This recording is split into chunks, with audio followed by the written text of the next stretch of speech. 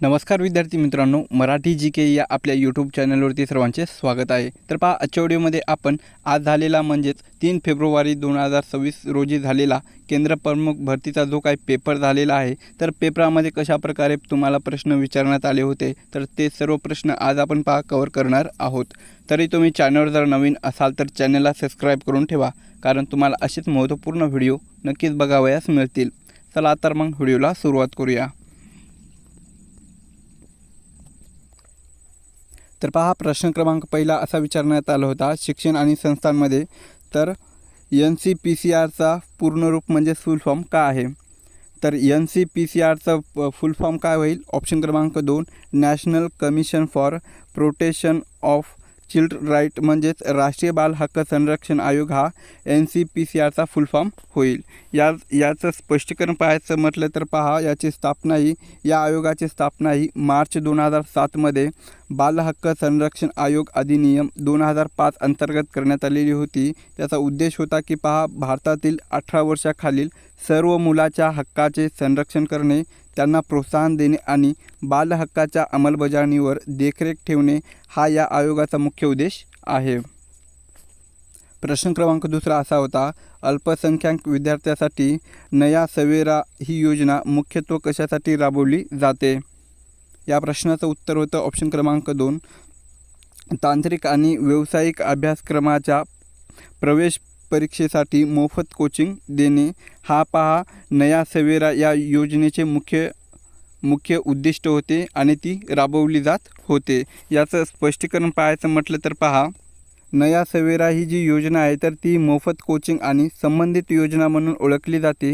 ही जी योजना आहे तर ती अल्पसंख्याक व्यवहार मंत्रालयामार्फत राबवली जाते। हिचा उद्देश असा आहे की पहा, शीख, जैन, मुस्लिम, ख्रिश्चन, बौद्ध आणि फारसी या अधिसूचित अल्पसंख्याक समुदायातील आर्थिकदृष्ट्या दुर्बल विद्यार्थ्यांची स्पर्धा परीक्षांमधील कामगिरी सुधारणे हा मुख्य उद्देश होता। प्रश्न क्रमांक तिसरा, Tata institute for fundamental research म्हणजे TIFRचे संस्थापक कोण आहेत?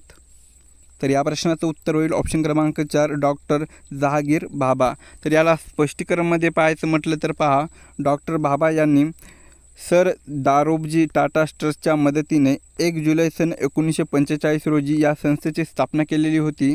तर हिचा उद्देश असा होता की भारतात मूलभूत विज्ञान, बेसिक सायन्स, गणित आणि अणुऊर्जेच्या क्षेत्रात जागतिक दर्जाचे संशोधन व्हावे या उद्देशाने ही संस्था सुरू करण्यात आलेली होती।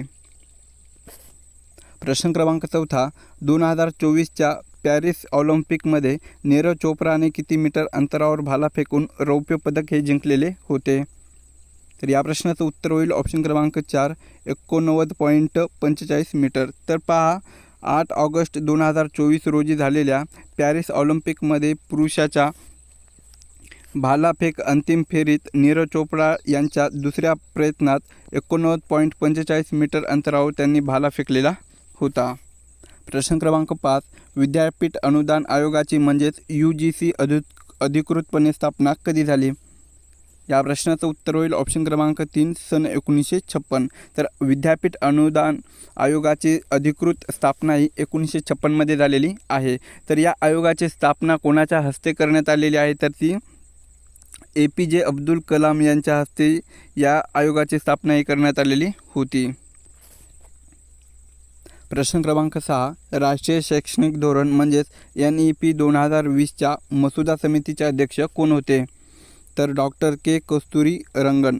तर पहा, याचं स्पष्टीकरण असं आहे की डॉक्टर कस्तुरी रंगन हे भारतीय अंतराळ संशोधन संस्थेचे म्हणजे इस्रोचे माजी प्रमुख आणि प्रसिद्ध शास्त्रज्ञ आहेत। त्यांच्या नेतृत्वाखालील 9 सदस्यीय समितीने हा मसुदा तयार केलेला होता।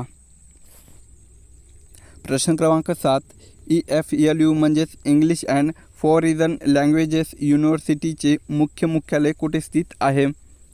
या प्रश्नाचं उत्तर होईल ऑप्शन क्रमांक 4 हैदराबाद या ठिकाणी स्थित आहे। तर EFLUची स्थापना ही 5 सन 1958 मध्ये हैदराबाद येथे करण्यात आली होती आणि तेथेच त्याचे मुख्य केंद्र आहे, म्हणजेच हैदराबाद या ठिकाणी मुख्य केंद्र आहे। प्रश्न क्रमांक 8 संप्रेषण प्रक्रियेतील कम्युनिकेशन प्रोसेस घटकाचा योग्य क्रम कोणता आहे? तर या प्रश्नाचं उत्तर होईल ऑप्शन क्रमांक 1 प्रेषक, संकेतबद्ध करणे, ई कोडिंग, संदेश माध्यम, संकेत उलगडणे, डी कोडिंग, प्राप्तकर्ता प्रतिसाद, फीडबॅक. हे पहा संप्रेषण प्रक्रियेतील योग्य क्रम आहे. प्रश्न क्रमांक 9 NCERTच्या अंतर्गत सध्या भारतात एकूण किती विभागीय शिक्षण संस्था कार्यरत आहेत? या प्रश्नाचं उत्तर होईल ऑप्शन क्रमांक 3 5. तर ते कोणकोणते विभाग आहेत तर ते पहा. पहिला आहे अजमेर जे की उत्तर विभागात आहे. दुसरा आहे भोपाळ पश्चिम विभाग. तिसरा आहे भुवनेश्वर पूर्व विभाग. चौथा आहे म्हैसूर दक्षिण विभागामध्ये आहे. आणि पाचवा आहे शिलाँग ईशान्य विभागामध्ये. तर या संस्थेचा मुख्य उद्देश असा आहे की शिक्षकासाठी दर्जेदार प्रशिक्षण कार्यक्रम BEd MEd इत्यादी राबवणे आणि शालेय शिक्षणात सुधारणा करण्यासाठी संशोधन करणे हा आहे. तर पहा मराठी व्याकरणामध्ये काय विचारण्यात आले होते. गिरीश या शब्दाचा योग्य संधिविग्रह कोणता? तर गिरीश या शब्दाचा योग्य संधिविग्रह कोणता होईल? ऑप्शन क्रमांक 1 गिरी प्लस ईश. तर पहा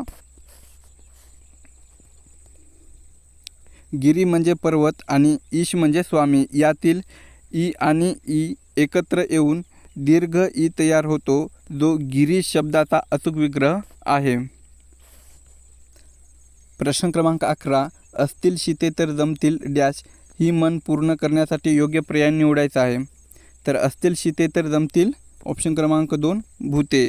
तर याचं कारण असं आहे की पहा शीते म्हणजेच अन्नाचे कण, असतील तर भूते म्हणजेच स्वार्थी माणसे जमा होतात असा याचा अर्थ होतो.